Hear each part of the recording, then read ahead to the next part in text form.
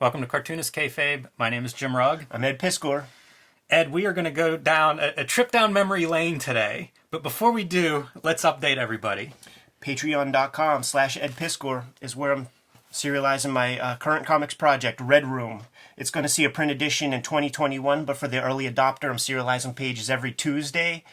New strips come out each week, and $3 get you the complete archive. Here's some of the pages that were drawn this past week. Got almost 150 pages of this baby done so far. I can't believe how much detail is in that. I think I need a bigger eyeglass prescription, actually. I really do. All right, so very appropriate. My first comics pages, my latest comics project. You can see the progress in Octobriana 1976, the world's first blacklight comic that's available now everywhere, featuring the Russian underground superhero Octobriana. You can get this now in comic stores wherever you buy comics, or online, or in digital format from my website, jimrugg.com, or from Comixology if you get your comics there. There's even a digital 350-page process zine that goes through all the drafts that went into this, how I made it, how I sold it, and scans of original art, that sort of thing. So if you're into process, you may want to pick that up. Jim, I think you're filibustering. Let's get to this artwork. All right, man. So these are the first submission pages I ever created. This is for a Batman story. And the way that came about is I went to a local comic shop. This is the early 90s when comics were everywhere. They had kind of replaced the trading card, baseball card kind of stuff. Copyright 1993 on these blue line pages. So, yeah, and out of Fort Wayne, Indiana, where we used to do a show there every now and then. It was kind of a smallish city. But get ahead of ourselves by a minute. Give me a second to set this up. I met Ernie Steiner at one of these local small shows. He was from a town relatively close to where I grew up, and this was a small comic show. I was going to any comics thing I could, and he was like the pro that was set up there. Not much business happening. So I was showing him my sketchbooks, and we were talking about it, and he was very positive in regards to what I was showing him with my work, and started talking to me about making pages, because at that time I just had sketchbooks full of, my favorite characters drawn in pinups. And so he taught comics, like, workshop at the elementary school or whatever on a Saturday. And this was his cartooning workshop guide. And it talked about all the stuff, this is how to draw comics the Marvel way, filtered through a couple of hours of like sit down with kids and do some comics work. But it was the same stuff I was hearing everywhere, which was sequential storytelling. How to draw panels, things of that sort. By the way, these examples, I think, come out of Rick Buckler's Secrets of Drawing Comics, which we're going to have to look at some point. But pretty fun and pretty straightforward. Again, whenever you would write to Marvel, they would send you a submission guide, and it would talk about, it was always about the storytelling. So Ernie and I struck up a correspondence, and he kind of would tell me about, his experience, but also like what to do. And gave me these photocopied booklets of Jim Steranko art, which you look at this, that has nothing to do with making comics, really. At best, some character designs, but everybody was a big Steranko mark. He did give me this. This was the first time I saw At the Stroke of Midnight, one of Steranko's masterpieces in photocopy format. This is probably the first time I became aware of Jim Steranko's art.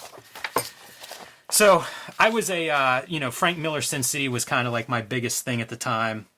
That's what was in all my sketchbooks. And Ernie Steiner gave me an inventory Batman story script.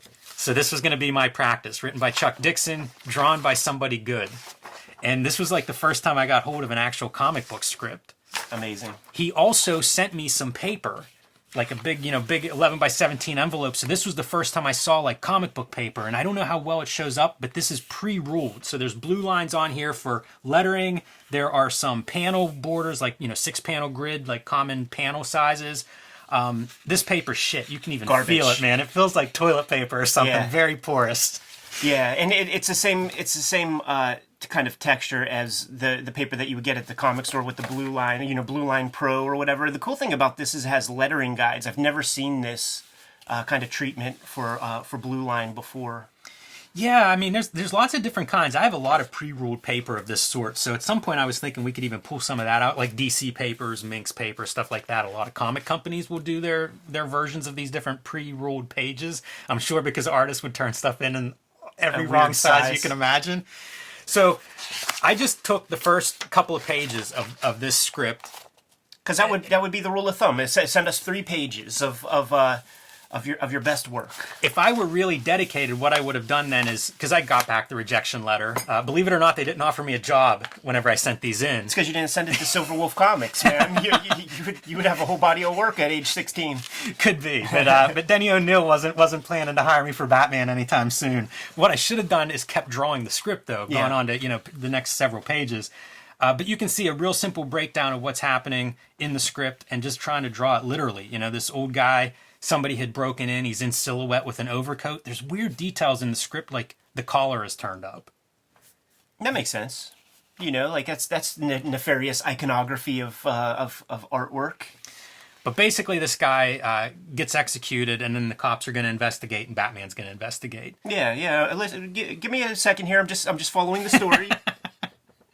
And I love it. Like, I love the shadow of the window pane. Look at how many things are wrong. This. So this guy's in total shadow, but the room's super lit. And there are no shadows on the ground anywhere. Something's fallen off the table. There's still no shadows of that thing falling. No shadow under the table. No shadow under these shadowy figures.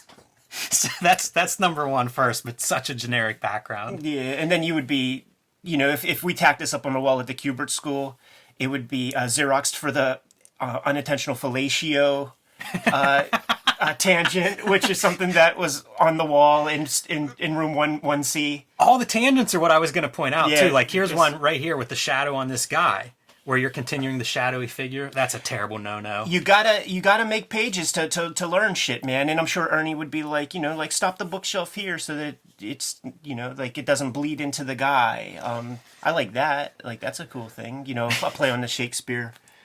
That may have been in there. The idea is this is old money is what I'm drawing in the background there, Ed, in Chuck Dixon's scripted words. I bet you had this phone. I bet you referenced the phone in your house for that, because like I had that same phone too. Yeah, it's a pretty generic phone, and I wasn't Google imaging it, but the wrong number of buttons on it, just stupid stuff. What I guess you expect early on.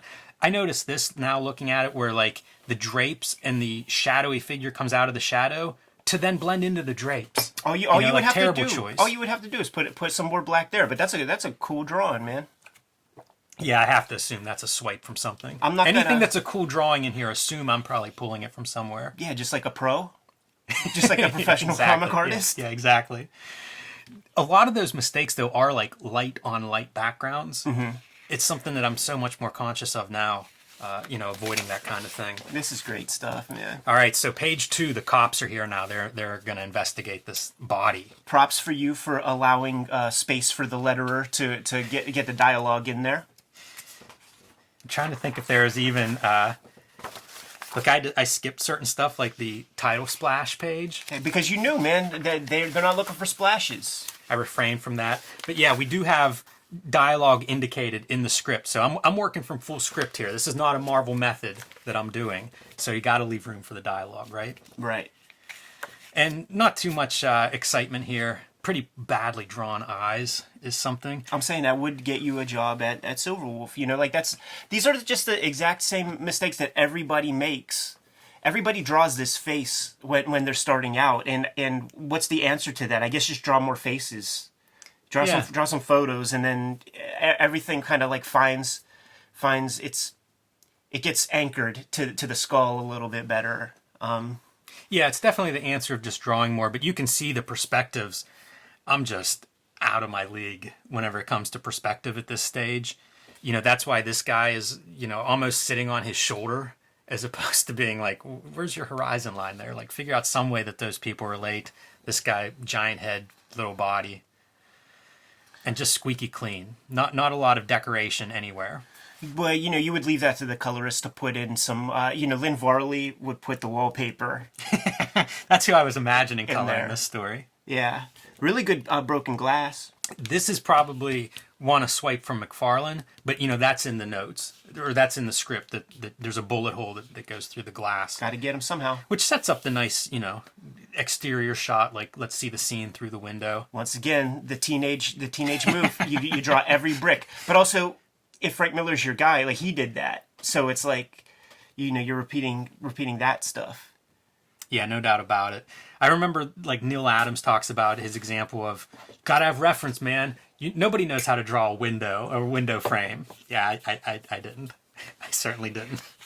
I love it, man. I'm so glad you brought this stuff out, Jim. But here we go, man. This is what we're here for, right? It's Batman. This is the whole reason that I'm excited to be drawing these, and it's Batman and Robin, like hanging outside. Cool shot of Batman crouched in the eaves of the roof. Robin is crouched on an outcropping above him. Does that look crouched? This looks like Frederick Wortham. It's like something that he would isolate in his. Those are luxurious legs. And that's, pretty generic script-wise. It's them, like, swinging through the night and, leaving the crime scene, the building. It's all bad. I don't know if there's anything here I would recommend or recognize as being like, oh, there, you could see the early promise. The only thing I can say good is that it's actual comic book pages. You got to start somewhere. It's important, absolutely, man. And this is so, because, like, it's a down, like, it's an upshot of Robin. He's standing on a building, right? But, like, the vanishing point is down here, so we would see the. Yeah, we should see the roof since all the perspective is going down. So we are above it. So if an editor was to criticize you, you would say that this is just a different panel. Right. Like, no, you got it wrong, sir. I'm doing this really cool thing where the panels are montaged together and Batman's cutting. Batman's the panel gutter in this case. Read a little closer, Mr. Editor. That's your whole job. This is a different panel. That's exactly what an editor wants to hear from a young guy too, with his pages in hand. This isn't far from like, some Tim Sale approach, or like Scott McDaniel with like the thick black areas. Yeah, McDaniel was big at this time on Daredevil, and I can remember, like that was something Ernie Steiner and I talked about. But one thing that Ernie Steiner would say about this is silhouette, its shape. So like if you colored him in, this wouldn't make any sense if that were in silhouette. It's almost like character design. That leg should be swinging out somewhere. Sure, yeah. So if you colored that all in, it would just be like, what's going on? Where's his leg? That way, and you know what? That's once again, you gotta, as Todd McFarlane puts it, you gotta try to be as bulletproof as possible with your submissions. When you get in the door, you can start to play around. And I mentioned McFarlane specifically because that would happen with his Spider-Man. He would have these foreshortened forms like over the body, and it would be the same red as the chest or something, and it would just kind of flatten out and look wrong, man. So that wouldn't get him in the door, but he was already there, so obviously it makes sense. Also, 1, 2, 3, 4, 5, 6 fingers and a thumb there. Is that what we're looking at? No, man. This is a design on his glove. That's like these kind of lines on his glove. There's your hand. Oh. Right. It's not that it's much better than if 6 fingers probably wouldn't hurt that hand any. I see. No, yeah, you're right. But it was cool, like, meeting a professional who, this was a big advance for me. Up to this point, I'm just drawing in sketchbooks. Yeah. So, like, give me a script, give me some pages. 11 by 17 was a weird paper size for me. For some reason at this time, it was just not paper I was coming across. And then, like, inking-wise, it's you don't ink your own stuff in your submission pages when you're starting out. I should have just done pencils. But I'm inking with a brush is what most of these lines are, except for the things like the bricks. Like if it's a thin line, it's probably like a Uniball pen. Yeah. Terrible tools. I love this, like the kind of flatness of that face right there. Like that feels golden age. Like that feels like the studio guys that like would sign the name Bob Kane on their work. Like that is like a golden age Batman. I'm sure face. That comes from Miller. It has to come from Dark Knight. Like the smaller ear tops and stuff. That's probably, that would have been my main thing that I was looking at, especially for Batman at the time. Do you think you would have looked at like Graham Nolan too? Because like I look at those eyes, and he would have been drawing that stuff around that time. Batman's about to get his spine broken and shit, and even like Quesada would have like these kind of like big eyes like that. Probably Norm Brayfogle would have been the other Batman guy. Like I was buying a few Batmans off the spinner rack, and that's the guy I can remember drawing it. I like his stuff in hindsight too. Shouts to Ernie Steiner too, by the way. Like he's the first professional that I ever met myself, dude.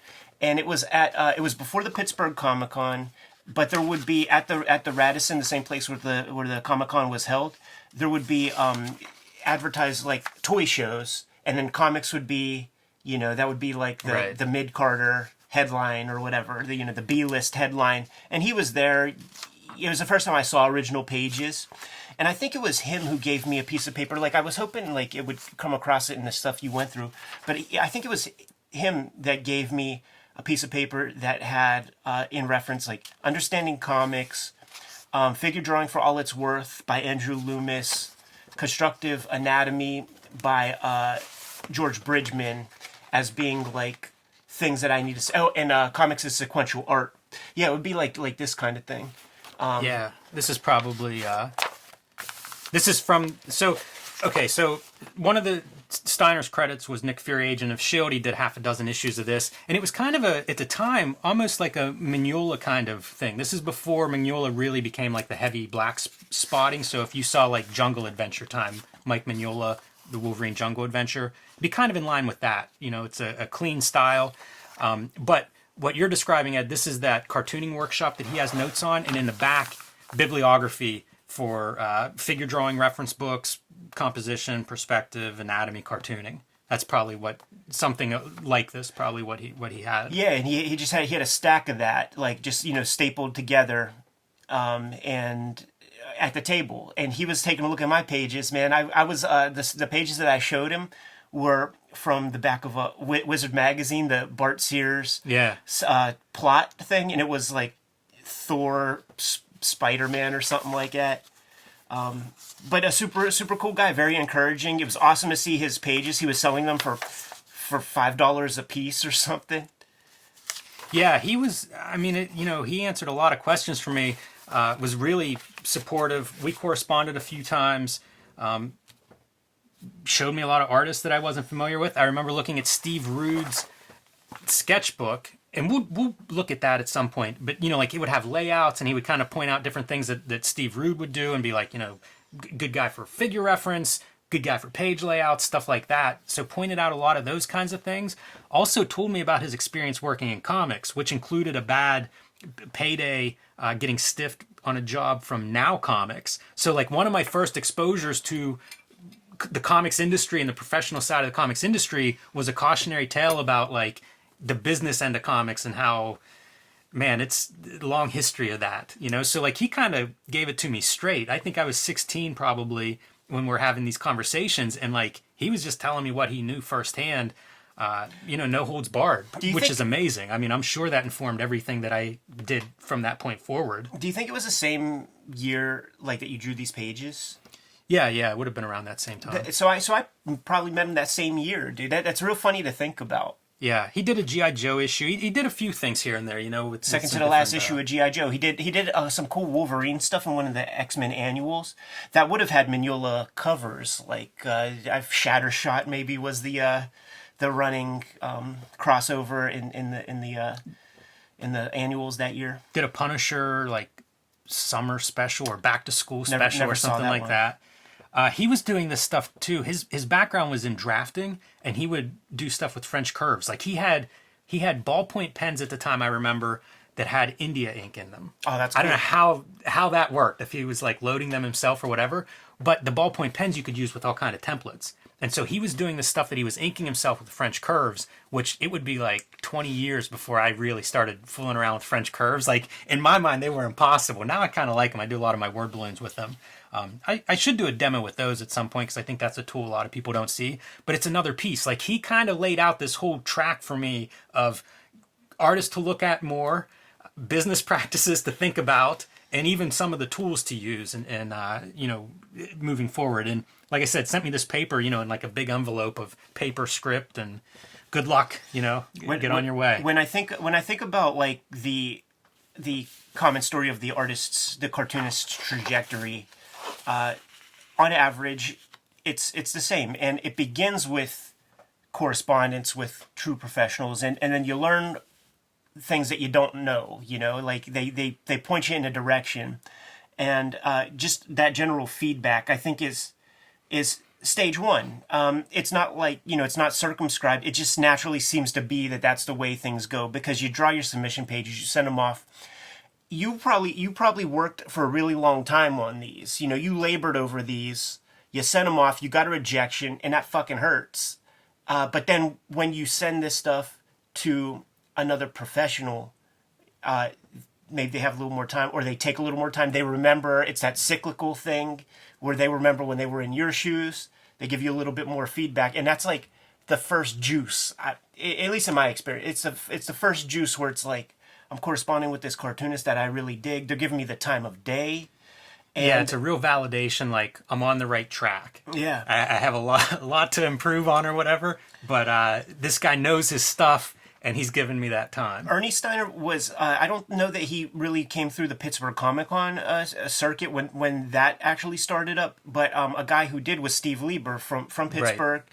And it became, I lived for April when it was time to like bring more pages to the Pittsburgh Comic-Con, to sit down with Steve Lieber, and with tracing paper taped over top so that he could just draw crazy, like in pencil over top, to just show me better ways to compose my figures and stuff like that. And like, I don't know that he even remembers that shit. Right. You know what I'm saying? But it was so valuable. Extremely valuable to me. He treated me seriously. I was 11, 12 years old, and the dude treated me serious as a heart attack, like he was my editor type thing. And that went a long way.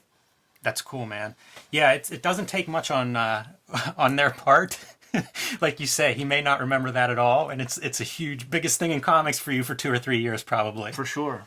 For a good chunk there up into my teenage years, and it was a motivation to go to the Kubert school and stuff. So like, you got to start somewhere, and that seems to be the sort of early track, is get that professional feedback. And I mean, now, like, think of how much of that information you can find online. Exactly. You know, scripts, page sizes, tools to use, like all of this information is so much more accessible. It just wasn't around in the early 90s. Like, you did have to find somebody. It was almost the gatekeeper kind of thing, like find a pro and attach yourself to them. I remember asking Scott McDaniel if I could be like some sort of like intern or apprentice or something. What'd he say? Got no feedback back. That was like the first time where you could find someone's actual email address. No feedback, man. I never forgot that, Scott. Oh man, not on the good list, not on the Steve Lieber list.